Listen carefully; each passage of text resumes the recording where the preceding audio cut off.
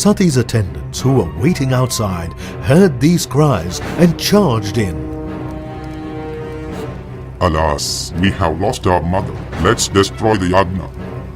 They rushed towards Daksha. To defend the Ganas, sage Bhrigu immediately poured an offering into the sacrificial fire and invoked powerful demons. Thousands of demons emerged from the fire. A terrible fight began.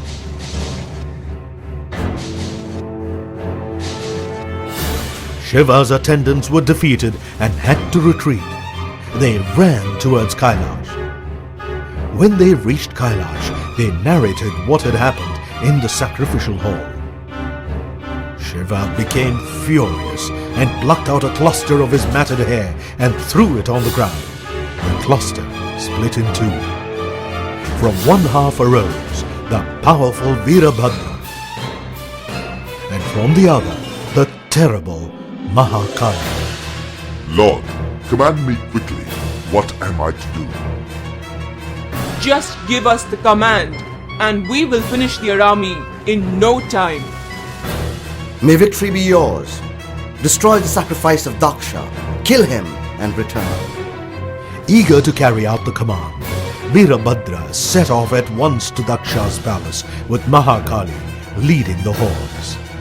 While Virabadra advanced, Daksha and his guests saw a number of bad omens. A celestial voice cursed Daksha. Great misery will fall on you, Daksha. Suddenly there was a thunderous sound. Look! Shiva's hordes! Oh no! Virabadra and Mahakali have come. Daksha appealed to Indra, who was present there. I now depend on your strength and support alone. Save my sacrifice and my life. Indra immediately mounted his elephant Airavadam and led the Devas. A terrible battle broke out. Bhrigu once again invoked his demons, but they were destroyed.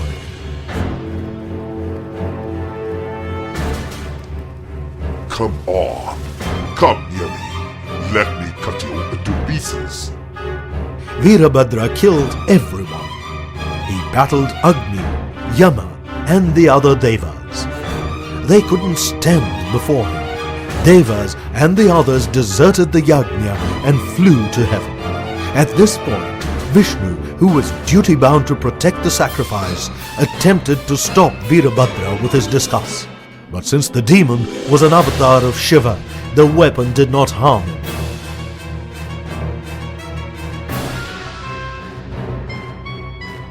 Instead, the demon simply swallowed the weapon. Seeing this, Vishnu too retired to Rishikesha mountain. Meanwhile, the Ganas had totally destroyed the sacrificial hall. Most of Daksha's followers were slain.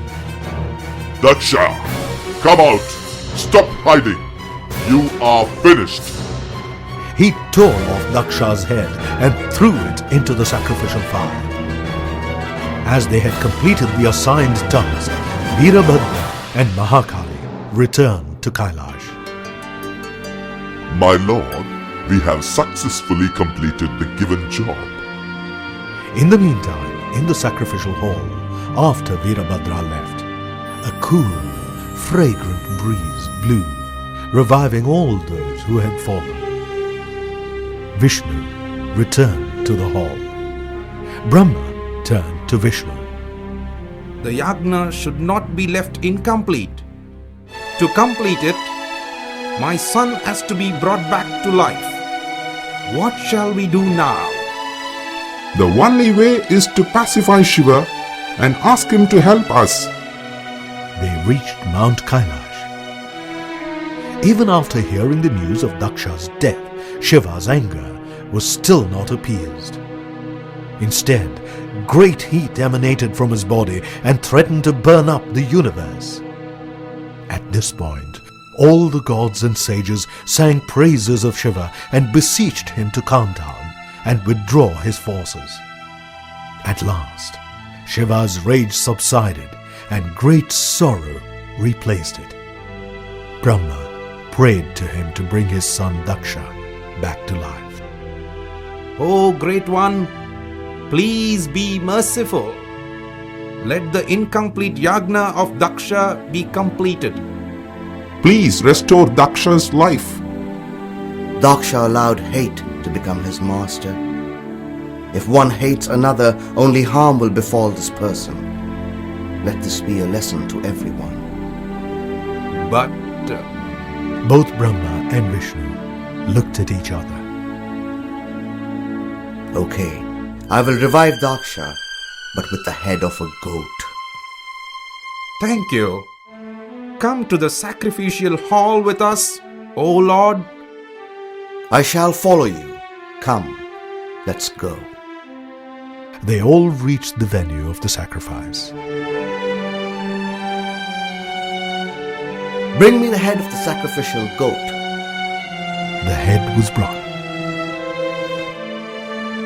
Shiva joined it to Daksha's neck. Daksha slowly arose as if from a deep sleep. When he saw Shiva, he bowed before him. Please forgive me. I have been wicked and foolish. You have punished me. Please let me complete the yagna. With Shiva's permission and gracious blessings, Daksha completed his yagna.